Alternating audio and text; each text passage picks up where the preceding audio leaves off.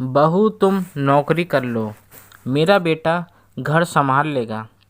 आनंद एक multinational company में marketing manager है। उसे 6 अंकों में महीने का वेतन मिलता है। बेंगलोर की एक आलीशान सोसाइटी में 4 बेडरूम का फ्लैट है। आनंद की पत्नी रितु होम मेकर हैं। आनंद की 2 बेटियां रिया और रुचि हैं। जब कंपनी 6 अंकों में वेतन देती है तो कोशिश करती है कि कर्मचारी से 24 घंटों में 25 घंटों का काम करवाए। आनंद को भी अपनी पोजीशन बनाए रखने के लिए बहुत मेहनत करनी पड़ती है।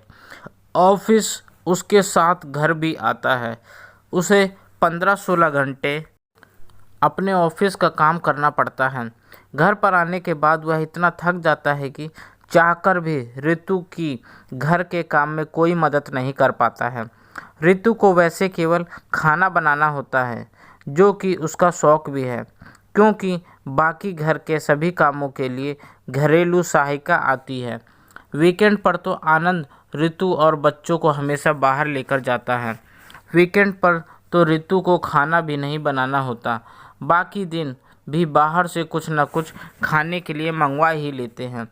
आनंद ऋतु की हर ख्वाहिश पूरी करता है। आनंद ऋतु का पूरा सम्मान करता है। उसे ऋतु को कभी होम मेकर होने के लिए कोई ताना नहीं मारा। वह ऋतु को प्रति माह 20,000 घर खर्च के अलावा भी देता है, जिसका उससे कोई हिसाब नहीं लेता। लेकिन ऋतु अक्सर आनंद की मम्मी को फ़ोन पर यही कहती है कि आपने अपने बेटे को कुछ नहीं सिखाया, घर का कोई काम नहीं करते हैं।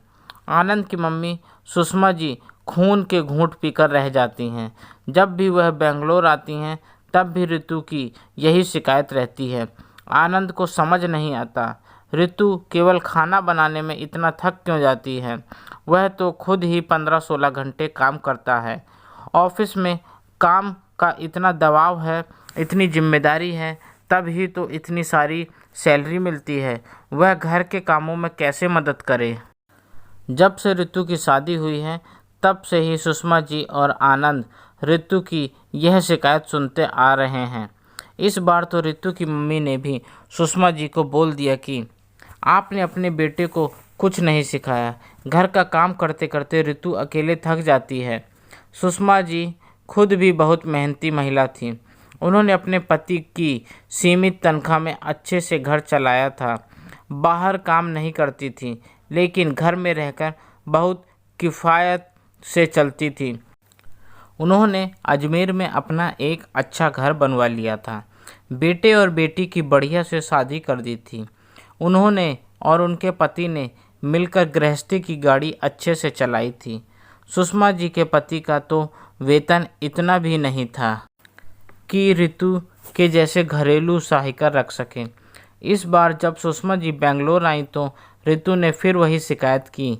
इस बार सुषमा जी ने आनंद के सामने ही ऋतु से कहा कि ऋतु, तुम एक नौकरी ढूंढ लो, तुम घर का खर्चा चलाओ जैसे अभी आनंद चला रहा है। आनंद नौकरी छोड़ देगा, मैं तुमसे वादा करती हूँ कि आनंद घर संभाल लेगा। जब वह ऑफिस में 15-16 घंटे काम कर सकता है तो घर भी संभाल लेगा। तुम्हें घर का कोई भी काम करने की ज़रूरत नहीं होगी। ऋतु को सुषमा जी से ऐसे उत्तर की अपेक्षा नहीं थी। ऋतु यह अच्छे से जानती थी कि उसे कोई भी अच्छी नौकरी नहीं मिलेगी, और मिल भी गई तो सैलरी कहाँ 6 अंकों में होगी। अगर आनंद ने सही में नौकरी छोड़ दी तो क्या होगा। बेटा क्या सोचने लगी, आज ही अपना वो क्या कहते हैं आनंद, हाँ रिज्यूम बना लो और नौकरी ढूंढना शुरू कर दो।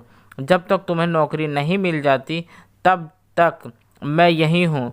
नौकरी मिलने के बाद आनंद को घर संभालना सिखाने के लिए भी रुक जाऊंगी। सुषमा जी ने कहा। वो मम्मी जी, ऋतु हकलाते हुए बोली। वो क्या बेटा, आनंद को इस लायक बनाया है कि वह तुम्हें एक अच्छी ज़िंदगी दे सके। उसके पास समय नहीं होता, इसलिए तुम्हारी मदद नहीं कर पाता। क्या वह ऑफिस से आकर टीवी के सामने बैठ जाता है। सुषमा जी ने कहा। नहीं मम्मी जी, इनफैक्ट देर हो जाने पर ये तो कई बार अपना डिनर भी खुद ही गर्म करके खा लेते हैं। रितु ने बोला। वही तो बेटा, तुम्हें समझाने की कोशिश कर रही हूँ। तुम घर देखो और उसे बाहर करने दो। आनंद ने या मैंने कभी तुम्हारी मम्मी से या तुमसे यह शिकायत की है कि आपने अपनी बेटी को 4 पैसे भी कमाने नहीं सिखाए? आनंद काम करते करते थक जाता है, सारी जिम्मेदारी आनंद ही क्यों उठाए? नहीं ना बेटा, जब हम तुम्हें तुम जैसी हो वैसी ही खुशी खुशी स्वीकारते हैं तो तुम भी स्वीकार करो। समानता का अर्थ है एक दूसरे के कर्मों का सम्मान करो, एक दूसरे की मजबूरी को समझना, सुषमा जी ने कहा। मम्मी जी, मैं समझ गई हूँ। अब आपको कभी उल्हाना नहीं दूंगी। नौकरी नहीं करनी मुझे, वह आनंद को ही करने दीजिए, रितु ने कहा। चलो देर से ही सही, लेकिन दुरुस्त आए, सुषमा जी ने कहा। हमेशा पुरुष ही गलत हो यह ज़रूरी नहीं, कभी कभी स्त्रियां भी गलत हो सकती हैं। यह कहानी एक सच्ची घटना पर आधारित है। दोस्तों, आपको मेरी यह नई कहानी कैसी लगी? प्लीज़ कमेंट बॉक्स में बताएं और मुझे सब्सक्राइब भी करें। आपका अपना दोस्त, धन्यवाद।